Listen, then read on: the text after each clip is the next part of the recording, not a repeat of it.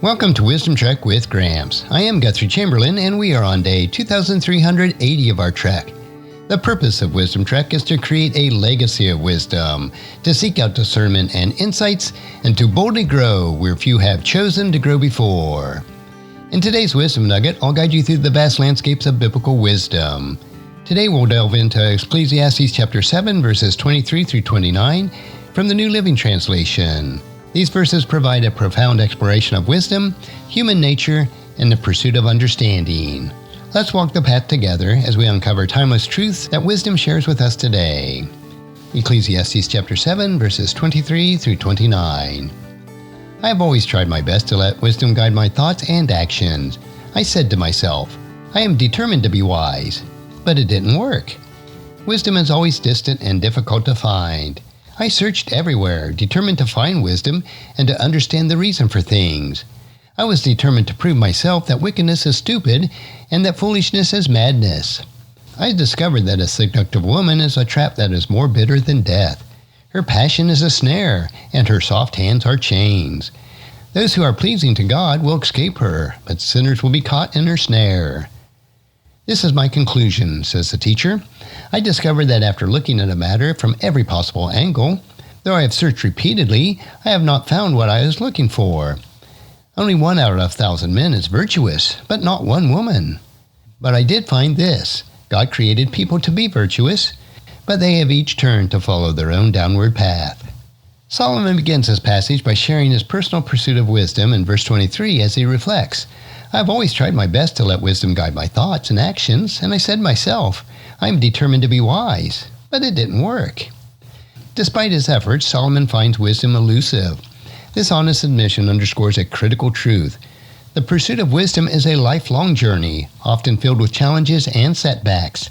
No matter how determined we are, wisdom is not something that we can fully grasp or contain. In verse 24, Solomon emphasizes it further.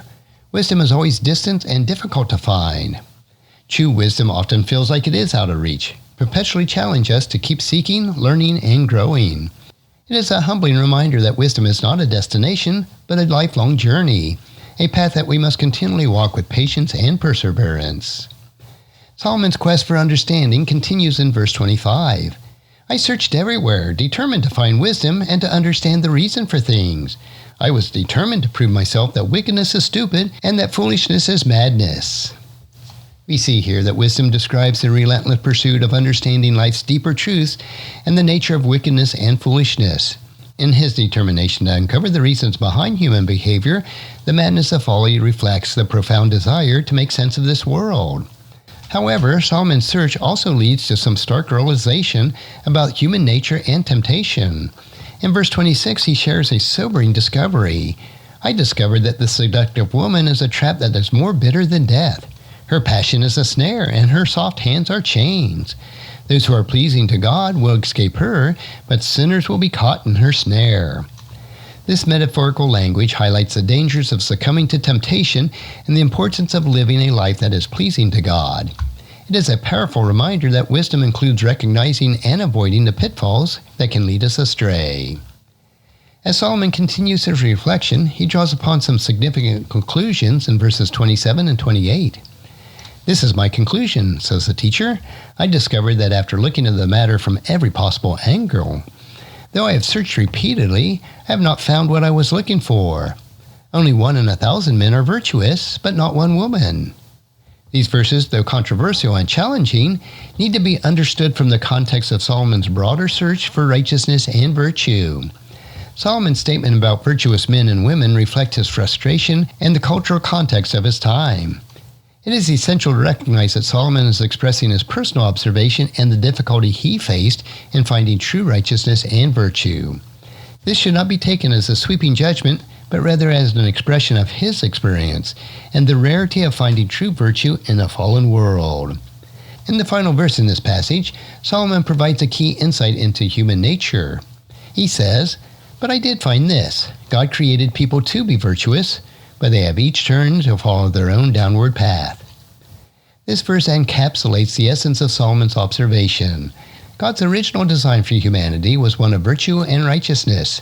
However, through free will, people have chosen to deviate from this path, following their own ways instead of God's.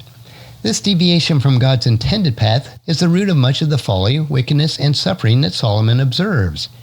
It is a reminder that while we are created with the potential for virtue, it is our choice that determines the path that we follow. The pursuit of wisdom, therefore, involves aligning ourselves with God's design and resisting the downward pull of our own inclinations. As we reflect on Solomon's words of Ecclesiastes chapter 7, verses 23 through 29, several key takeaways emerge. The first one is the pursuit of wisdom. Wisdom is a lifelong journey. Despite our best efforts, it often remains elusive, challenging us to keep seeking and growing. Number 2 is understanding human nature. Solomon's relentless search for understanding reveals the complexity of human nature and the folly of wickedness. Recognizing these truths help us to navigate life's challenges with greater clarity. Number 3 is the danger of temptation. Temptation can lead us astray, trapping us in folly and sin. Living a life pleasing to God helps us to avoid these pitfalls. Number 4 is virtue and frustration. Finding true virtue is rare and challenging. Solomon's reflection highlights the difficulty of living righteously in a fallen world. And number 5 is God's original design. God created us to be virtuous, but our choices often leads us away from this path. Aligning ourselves with God's design is essential for true wisdom. So how can we apply these lessons in our daily life? Start by embracing the journey of wisdom. Understand that it is a continuous process of seeking and growing. Be patient with yourself and others, recognizing that true wisdom often remains just out of reach, but it is worth pursuing. Next, we need to strive to understand human nature and the folly of wickedness.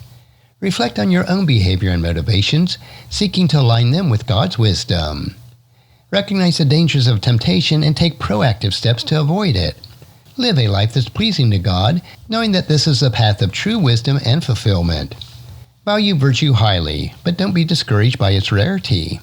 Continue to pursue righteousness, even when it seems difficult and elusive. Remember that God's original design for humanity is one of virtue and righteousness, and strive to align yourself with this design in your thoughts, actions, and decisions. And finally, embrace humility in your pursuit of wisdom. Acknowledge that you don't have all the answers and that wisdom often requires letting go of your own understanding and trusting in God's greater plan. As we continue through this trek of life, let's carry these insights with us. Embrace the journey of wisdom with patience and perseverance. Strive to understand and align yourself with God's design, avoiding the pitfalls of temptation and folly. Seek virtue and righteousness in all you do. And remember that true wisdom comes from walking humbly with God. So join me next time as we delve deeper into the wisdom of Ecclesiastes. Until then, keep seeking God's wisdom, cherish each moment, and continue making a positive impact on the world around you. And if you found this podcast insightful, please subscribe and leave us a review. Then encourage your friends and family to join us and come along with us tomorrow for another day of Wisdom Trek, creating a legacy. And thank you so much for allowing me to be your guide, your mentor, and most importantly, I am your friend as I serve you through the Wisdom Trek podcast and journal. As we take this trek of life together, let us always live abundantly, love unconditionally, listen intentionally, learn continuously, lend to others generously, lead with integrity, and leave a living legacy each day. I am Guthrie Chamberlain, reminding you to keep moving forward, enjoy your journey, and create a great day every day. See you next time for more daily wisdom.